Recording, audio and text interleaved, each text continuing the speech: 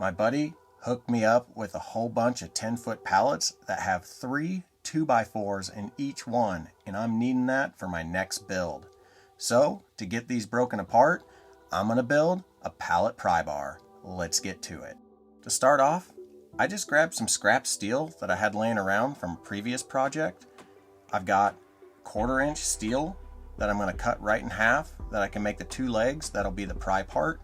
And then I'm going to use 1 1/4 inch steel tubing for the handle mount and the main body mount. Then I'll use this 2x4 to kind of get it spaced properly. Now I'm ready to put it all together. So let's get going and see what we can come up with. The first step is I want to cut this piece in half.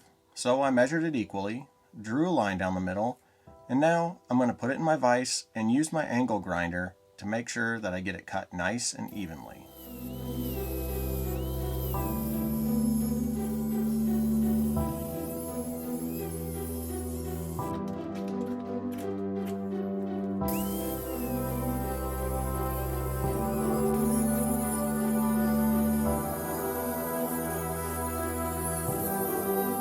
Now that I've got that done, let's get these feet laid out just right. Now that I've got it marked, I'm also thinking about how I really want to build this. One square tubing piece doesn't seem like it's going to be enough. So at this point I decided, well, I'm going to have enough scrap left over. Let's go ahead and use it and put 2 pieces on it instead of just 1. It'll give it better grip for the feet where the pallet pry parts actually go in, and it'll just make it a little bit stronger in the long run. And honestly, I'm really glad that I did this. To get this thing stuck together, I'm going to simply just grind this thing down nice and smooth where I'll have a clean joint to weld with. And I'll just use my simple flux welder that I got from Harbor Freight that I absolutely love and recommend for any homeowners. I am not the best welder in the world, but that weld to me was one of my best.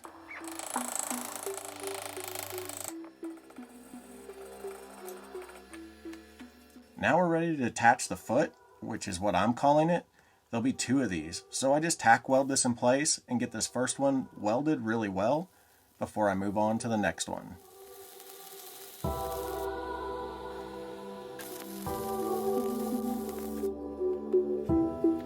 I just cleaned this one up like I did the first foot, and now it's ready to be tacked and welded on.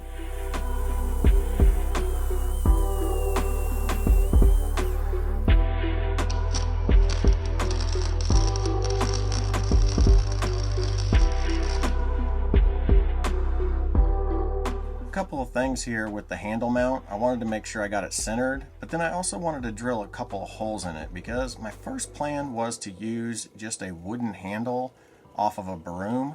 I thought this would be perfect, and drilling these holes was a really good idea. It allowed me to put 2 screws in it, but as you can see later, a wooden handle really doesn't cut it with this build. Now after the last step, we get that welded on, we can make it look a little bit better. This isn't necessary, but it always makes me feel a little bit better when I see a nice coat of paint.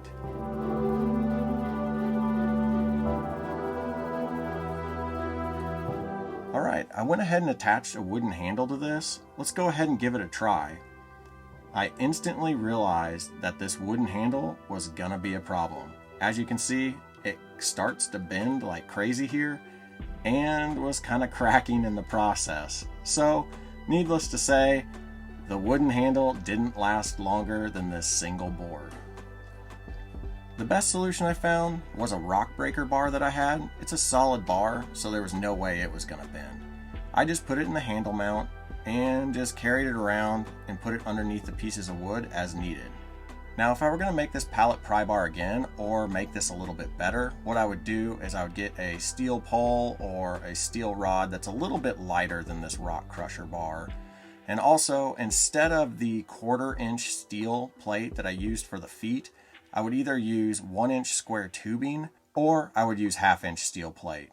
As you can see, it bent quite a bit whenever I was using it, and by the time I got through all 13 pallets, it was done for. So when I get more pallets down the road, I'm gonna have to rebuild this, but that's the nice thing about making your own tool. You can just fix it and replace it. It's that easy. If you guys like this video, give it a thumbs up, leave me a comment below. I really hope that this helped you out. kind of the do's and don'ts of building a pallet pry bar. It worked for me. It worked really well for what I needed it to do. Longevity, it's definitely not a tool that's going to be in my toolbox for very long because it bends really easily. I need to make it a little bit stronger, but that's okay. You learn along the way. If you haven't subscribed, go ahead and subscribe. It really helps out my channel. And as always, get out there, run, bike, build, and just have fun. We'll see you in the next one.